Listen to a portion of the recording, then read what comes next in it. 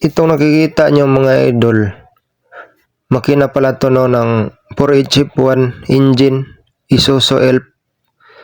Nag-manual grinding lang tayo dito mga idol sa engine block dahil wala namang problema, okay ang kanyang engine block. Yung cylinder head, pinadala sa machine shop para i-crack test at saka repace. Tapos mga idol, ang issue nito, engine overheat, tapos apektado yung ano niya, yung gasket, kaya nagka-pressure, may back pressure siya at nag-overheat.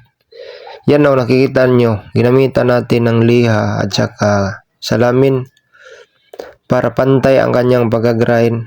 Manual grinding lang yan mga idol.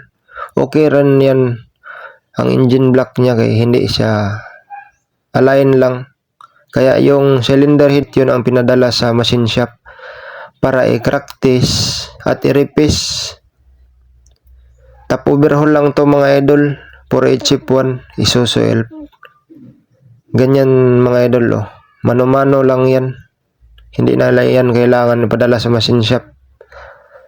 Dahil kailangan lang natin tanggalin ang mga carbon at saka yung mga dumi na nakabara sa water gallery at oil gallery.